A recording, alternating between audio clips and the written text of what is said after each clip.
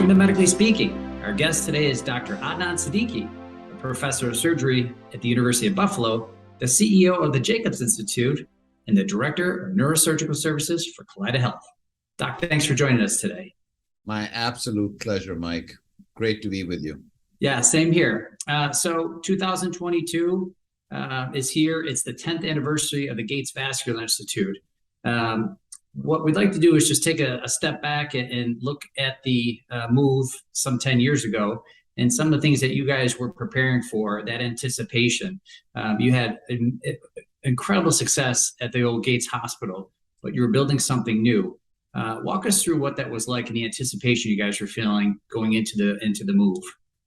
When I first started in 2006, it was this idea was a little binder on Nick Hopkins' coffee table.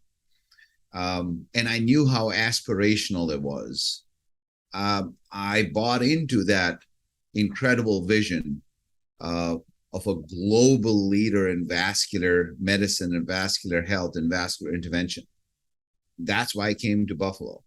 And so 10 years ago, there was incredible excitement and energy and trepidation all at the same time about, okay, we've built it, now will they come?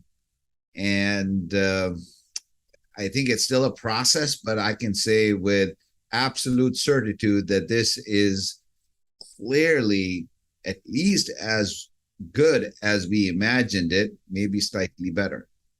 Yeah, and if you look back, as you guys were closing down the old Millard Fillmore Hospital, you had a tremendously successful stroke service, neurosurgical program, a cardiac program.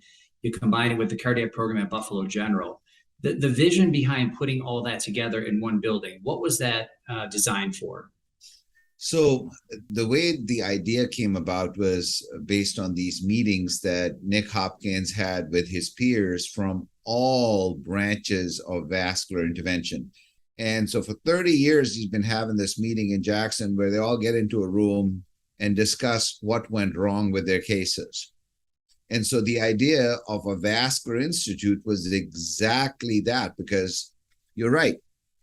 Millard Fillmore Gates Circle Hospital was a phenomenal institution. We did a lot of neurosurgery there. It was excellent. But ask me how many cardiologists I knew there. Everybody was in their own silo. The idea of the GVI was to break those silos and put all of us together like Nick had been doing at his meeting in Jackson Hole and see what came out of it. When I mentioned earlier, you wear a number of hats, and that building has a number of functions. So if you can, for the viewers, explain the university's role. We talked a little bit about the Vascular Institute, but also talk about the Jacobs Institute and what are the differences between the three, and then how do they also collaborate together? So I wouldn't say it's quite as divine as Holy Trinity, but it's sort of our manifestation of a similar concept where we have three independent, strong, not-for-profit entities which are focused on a singular goal, but come with a different set of sort of priorities and expertise. And what comes together is really greater than the sum of its parts. So the Kaleida Health Organization is dedicated to provide excellence in healthcare in the Western New York region. The university is dedicated to providing academic excellence within the SUNY system, particularly for Western New York, to promote economic growth, to promote entrepreneurship and science within the Western New York region. And the Jacobs Institute's principal function is to help these two mega partners be able to sort of coordinate their activities together and allow a specific focus on vascular disease and vascular health, and leverage everything within the hospital and the university to optimize all the things that we all want to do together. So that collaboration, I know it was a vision 10 years ago, but you guys really have revolutionized the way that vascular services are provided. Tell us what that's like in terms of really having the vision and then see this come to fruition over the past decade. So I think at the end of the day, it's about human interactions. You put people together and they will do wonderful things. And that's really been the essence of the design of the GVI, where I would never run into VJ in my prior life. Now I run into him at least 10 times a day. And so we have strong relationships which transcend just the work, but really being able to understand each other's sort of philosophy. And we are all committed to making GVI the #1 vascular interventional center on the planet. Yeah, and you say you have an opportunity to have these kind of collision opportunities with other docs.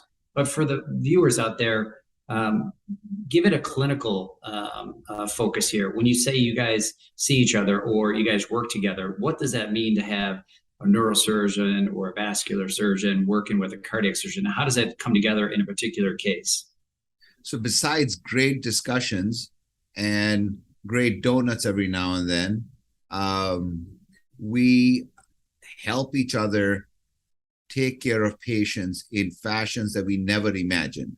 And that's a question that would be most pertinent to people listening. For example, a few nights ago, I got a call from a cardiologist, Dr. Iyer.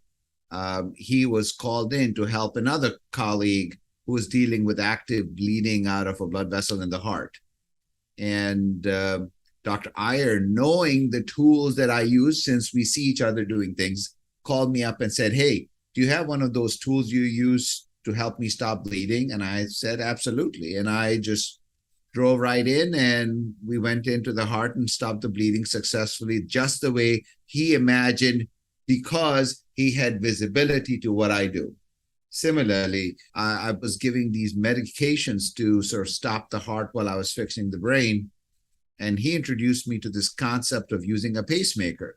So now I just call him every time I have to do the case. He does the heart part and I do the brain part. And we do this all the time. And it's not just me and VJ. Everybody does this at our place. Yeah, incredible teamwork. And when you speak and you talk about those types of examples and changes in care, we can feel the passion. Why don't give us one example, or tell us what you're most proud of when you look back over these past 10 years. I'm most proud of the fact that we have seen the best of us, because I was concerned about how cultures would work out. And would people be driven to their security of hiding behind their own walls and staying in their own cubicle, rather than this open space concept? And I'm proudest about the culture that we have amongst not just the doctors, but the nurses and the technicians. We really have a very happy place. It's very intense work, but the GVI hums. And I'm really proud of being part of an organization that hums. Every day is a joy to work with wonderful people and to do exciting things. It's pretty cool. Yeah, that's amazing. As we wrap up here, get your crystal ball out and give us a sense of what your vision is for the future, or what you foresee or foreshadow, what we can expect, whether it's next 5 to 10 years. So 2 areas of great interest. One is stroke. And the problem with stroke is getting the patients to get to the Gates Vascular Institute. Now, it's hard for somebody who is in Jamestown or Olean or Lewiston to get here in a jiffy and to protect the brain. So my hope very much is that we would be at the vanguard of creating a platform for telestroke. What that would require is networks of centers which are integrated within the GVI. So we are not one hospital providing care to those that stumble on in, but really at the head of a network that provides vascular care of high quality, where it's needed, when it's needed.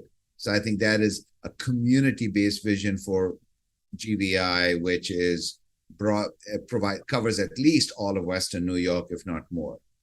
The second aspect is that we create an economic downstream value by creating a med tech corridor right here on the Buffalo Niagara Medical Campus or in Buffalo at large, and really start making companies based on the ideas and technologies that are going through our doors right now and creating real economic prosperity that really also cements the value of the GVI model, that it's not just great excellence in healthcare, but the next generation of innovation and entrepreneurship comes out of here too. So those are my two big goals for the next 5 years or maybe even 10, but hopefully 5. Exciting stuff indeed, Doc. The future seems very, very bright. Congrats on a decade of success at the Gates Vascular Institute. And thanks for joining us today. My pleasure.